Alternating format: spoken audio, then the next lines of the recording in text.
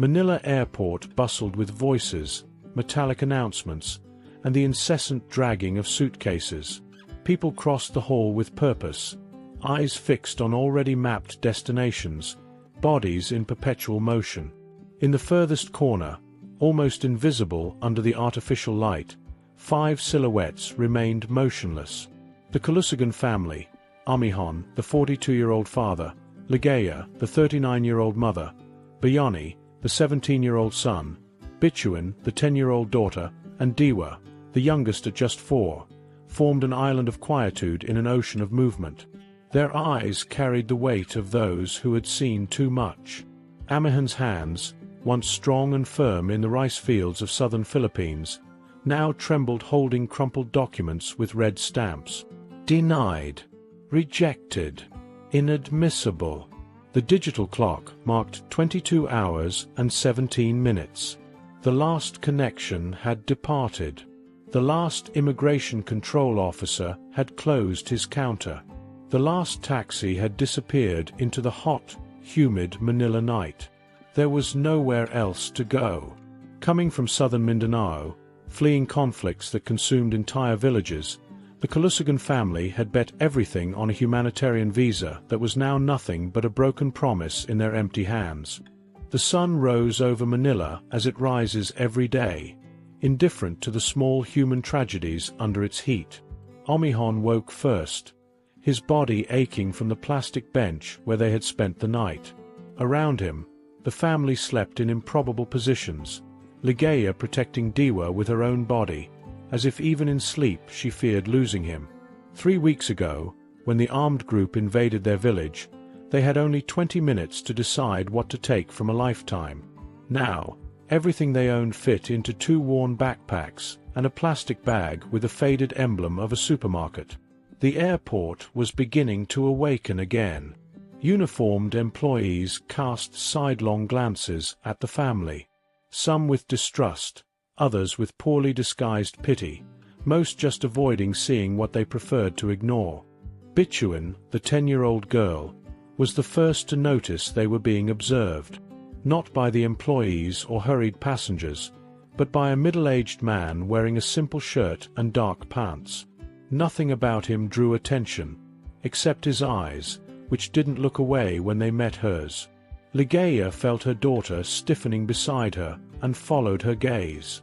The man was now walking toward them, with slow and deliberate steps, like someone who isn't in a hurry when everyone around seems to be racing against time. One wasn't an airport employee, nor from immigration, nor from any official organization. He was just a driver, one among hundreds in Manila, who transported important people to important meetings. That morning, he was waiting for Cardinal Luis Antonio Tagle, who was returning from an international conference. While waiting, his eyes captured the scene that many preferred not to see. The family huddled in the seats, with a distant gaze of those who no longer expect anything. One knew that look. 20 years ago, his own eyes reflected it when he arrived in the capital, fleeing extreme poverty from the countryside. When Cardinal Tagle finally appeared, one expected to find him tired from the long journey. Instead, the man who walked toward him seemed to carry a serene energy that contradicted the tumult around. Before one could formally greet him, the cardinal stopped. His eyes had found the same scene that one had observed. What happened next wasn't in the day's script. Without a word, Cardinal Tagle changed his direction and walked to the Kalusugan family. There was no great commotion, no sudden movements. Just a simple man who approached another tired man and sat beside him.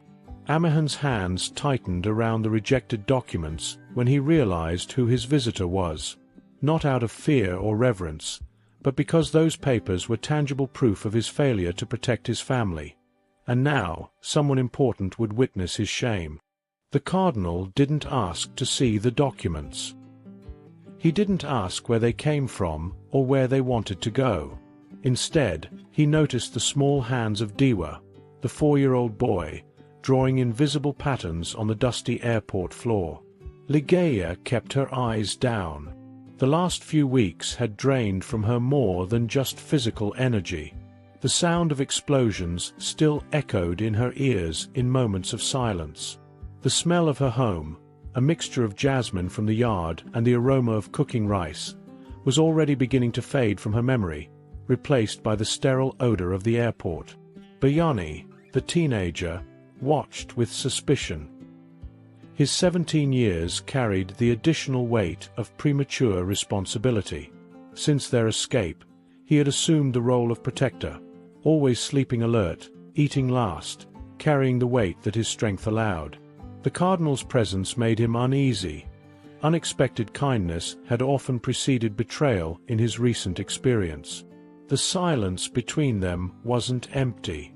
It was dense with untold stories, of burned villages, of disappeared neighbors, of nighttime journeys along smuggling routes, of lifetime savings exchanged for plane tickets and promises of refuge that dissolved upon reaching the capital. Cardinal Tagle didn't break this silence with words. Instead, he opened his modest leather briefcase and took out 5 small red apples. Without fanfare, as one performing an everyday gesture, he placed one in Diwa's hand, whose eyes widened with the surprise of the unexpected gift. The sun was already beginning its descent when the Kalusugan family found themselves inside a simple vehicle, driven by Juan. In the front seat, Cardinal Tagle remained silent, occasionally exchanging a few words in a low voice with the driver. Where they were going, no one had explained, and Omihon hadn't asked. Bituin pressed her face against the window, absorbing the city she had never seen before. Manila stretched out like a labyrinth of contrasts, gleaming skyscrapers casting shadows over improvised slums, luxurious shopping centers next to street markets, imported cars sharing space with motorized tricycles carrying entire families. Ligea's hand didn't release Diwa's at any moment during the journey. Their intertwined fingers formed a knot of protection, as if through this contact she could filter all the uncertainties that the world presented to her son, too small to understand the chaos around him. After 40 minutes of travel, the car stopped in front of a simple gate. There were no signs identifying the place, just a low wall and a modest, well-kept garden. The Cardinal got out first and made a discreet gesture for them to follow. One remained in the car, his gaze following the family walking like hesitant shadows behind the serene figure of the religious man. The place where they were taken wasn't a palace, nor an imposing cathedral, nor an official refugee center. It was a simple house, with soft yellow walls and windows open to capture the afternoon breeze. In the small inner courtyard, a wooden table had been prepared with simple food: rice, cooked vegetables, a whole fish, fresh water in glass jugs. 3 days passed. The house belonged to a small religious community that occasionally served as a temporary refuge. The Kalusugans weren't the only guests. There were 2 other families, each carrying their own story of loss and displacement. It was on the morning of the 4th day that Biryani found the courage to ask Cardinal Tagle, who visited daily, what would happen to them.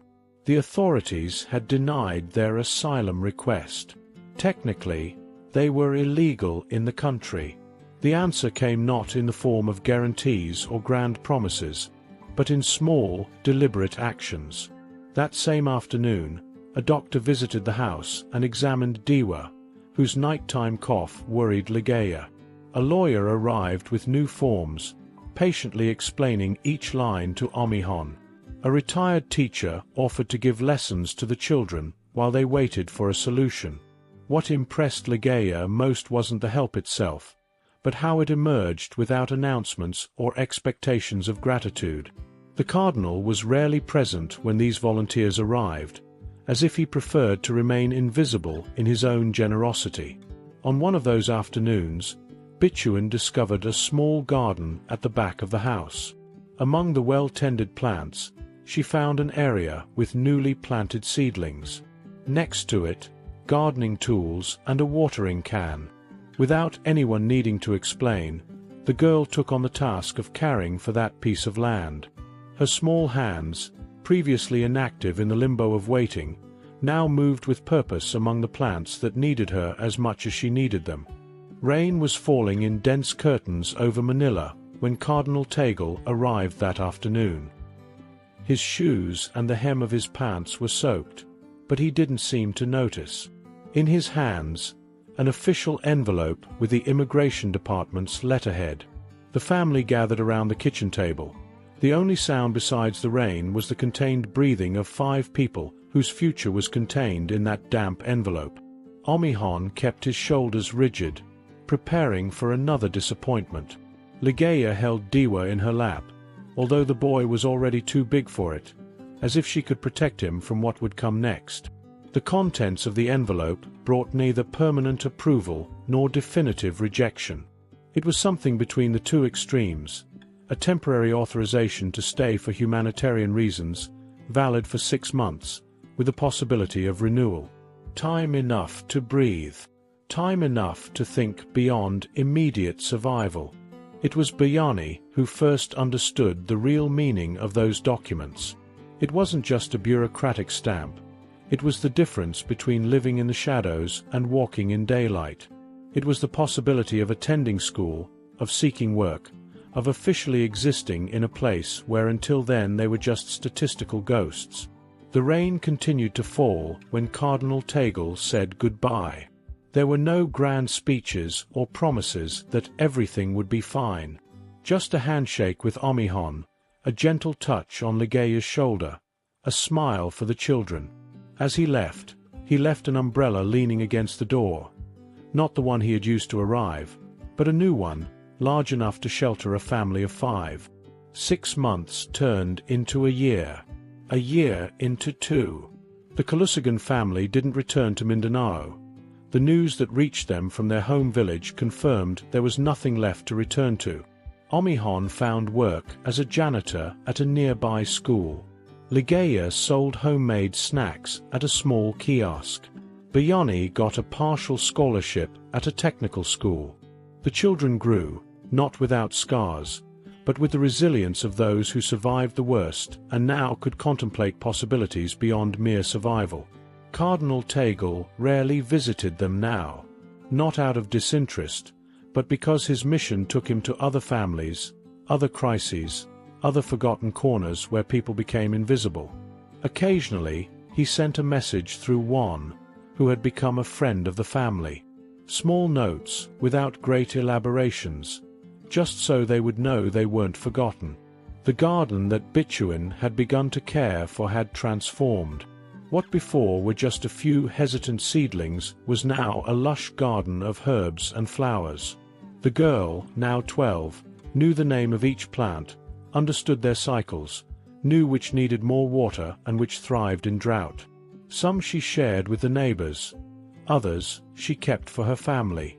On a Sunday afternoon, after 2.5 years since that day at the airport, the Kalusugan family attended a mass at Manila Cathedral. Not out of obligation or promise, but by their own choice. They sat in the last pews, as silent observers. When Cardinal Tagle appeared to conduct the ceremony, his eyes briefly met theirs among hundreds of faithful. There was no explicit recognition, no mention of their names. Just a fleeting moment of connection, the kind of look that passes between people who have shared not just words or actions, but the silent understanding that, in a world that often turns its back, sometimes all it takes is a single person who decides to stay and look straight ahead. If you enjoyed this story, leave your like and subscribe to our channel.